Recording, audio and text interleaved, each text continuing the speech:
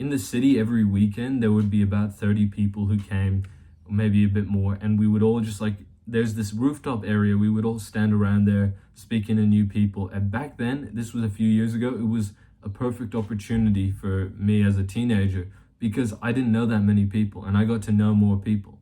And one day, these two new guys came on the scene, and I remembered them from the first time I ever met them. Because when I was at the party, a lot of the time when I was out, like not party, meet up, a lot of the time I would just sit there quietly around some of my boys and not really say much. But these guys came straight up to me. They were like, yo, what's your name? How you going? And they were warm, they were friendly. I knew that I could say whatever I wanted around them and started speaking to them a bit. But these guys, I probably would have forgotten them. Honestly, I had these kinds of conversations every weekend and I honestly wouldn't have remembered them. But one of them said something so specific that he became one of my really good friends. I've hung out with him so many times. He's like slept over at my house and everything. Over time, sorry, I'm going on a sidetrack. The one thing he said was after we met each other, he said, it was really nice to meet you. We should do something sometime. I still didn't remember on the night until the next day at like 10 in the morning or something. He messaged me saying, hey, it was really nice to meet you, bro. We should do something soon. I was like, yo, bro, that would be such a good idea. Like, are you going out next weekend? We might bump into each other. He didn't push it too hard. He just said it was really nice to meet you. Like, genuinely, I swear, I copied that trick word for word. Every single time I would meet somebody I had a good chat with, the next day, I would send them a message. It was really nice to meet you. And this went miles because in that environment, in that area in the city, I swear, if I go there, I will not go unrecognized. I swear, like this one time I was walking with my friend and I was taking the piss. I was being a bit of an egotist. Is that a word? Oh, a narcissist. And we were walking. I was like, bro, I'm famous. Everyone know me. Someone's going to come up to me.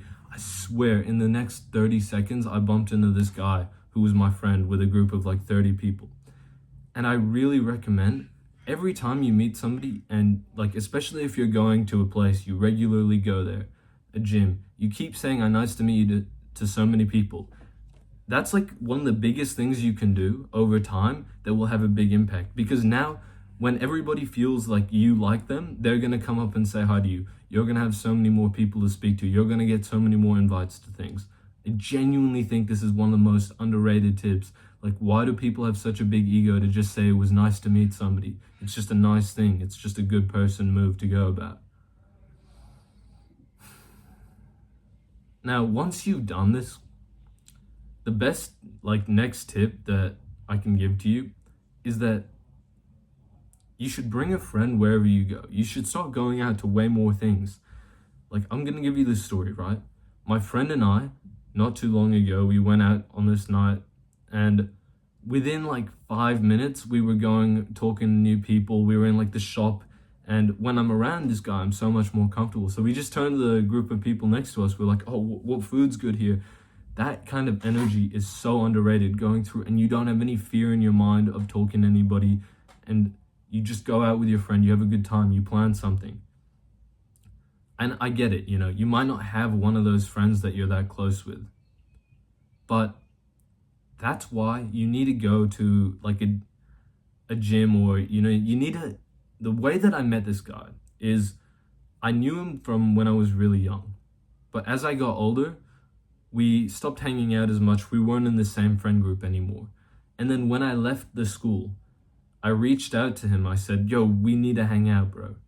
And I told him, like, because one of the reasons we drifted was because he's like a really hardworking guy and we weren't as on the same path. Like, I was just being an absolute idiot. I was just like a chump, basically. And one day I was like, yo, bro, I've been getting into like meditation. I've been trying to like hit some goals and stuff. And I think we spoke about this on the phone. He was like, yo, I really rate that, bro. We need to hang out again. Because it's not like we ever weren't friends, but we just drifted a little. You'd be so surprised at who would be down to hang out with you if you just invited them. This is a bad example because I've known this guy my whole life. But literally there was this guy who I knew him in school for a year. I didn't speak to him that much. I played tennis with him.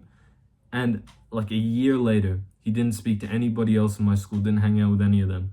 But I just said, yo, bro, we should go play tennis. We met up, and like that was a little bit of a mind shift, like a mindset shift, that you can just ask somebody, even if you're not even that close with them. And it's not even going to be an insult if they say no. If someone says no, it's like, oh, this guy likes me, it's a bit of a compliment.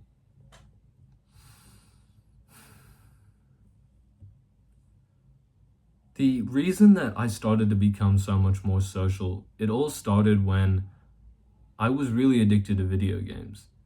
Every morning I'd wake up, I'd run downstairs, play Valorant.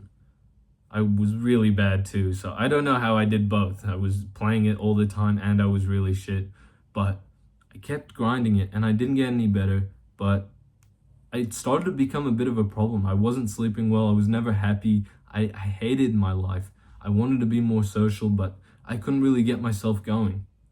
So one day, I remember I had a fight with my dad, and he just he took half the parts of my PC.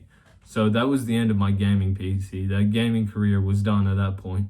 And from then I started to go to basketball courts every day because it was about summer holiday. So I was in like peak boredom. I was genuinely dying of boredom. Like, when you're lying on the couch, you got nothing to do and you're just like so bored. Yeah, that's the mood I was in. And I started to go, there was this area where you can go play basketball, go like talk to some guys, get some food. There was like social area. I don't know what it would be called. I think it was like a very unique situation, but I started to go there all the time. And then the one day that things started to change for me, I messaged my friend. I hadn't spoken to this guy in like a few months. I knew him since childhood as well, but we hadn't hung out in like a year. And I just reached out. I was like, yo, bro, pool? And we went to the pool. Like, there was this pool that we lived nearby. We went for a swim. And the thing about this guy that I liked so much was he was super carefree. He was never worried about who he was. He was always there to just have a laugh and like make stupid jokes and be an idiot. And I loved that company. And we started to hang out pretty much every weekend for the next 4 or 5 months. And we did this to the point where we were starting to go out on the weekends and do some like fun shit, We were, at first it was just like boring, we would stay around, play video games and talk to our parents. Then we started to go in the city and like go into a bunch of shops and stuff. Then we started to meet up with a bunch of people.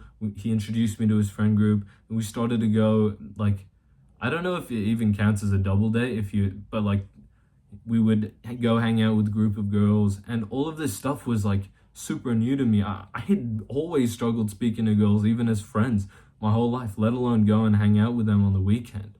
And so I started to grow a lot socially. I started to become a new person. And then that's when my lucky day hit me, when this girl who one of my friends knew, like a friend of a friend knew this girl who was having a party. And I just sent it. I messaged, I was like, yo, can I come through? I got my friend to like say, yeah, he's a good guy. I got him to hype me up a little. And I went there, and at first it was hard, but that night I made enough connections to get invited to the next party. And slowly, as the next party and the next party, I started to meet so many people and change so much as a person. I'm unrecognizable. I swear to God, if you knew me when I was younger, you'd be like, who is that? That is not the same guy. I don't even look slightly similar.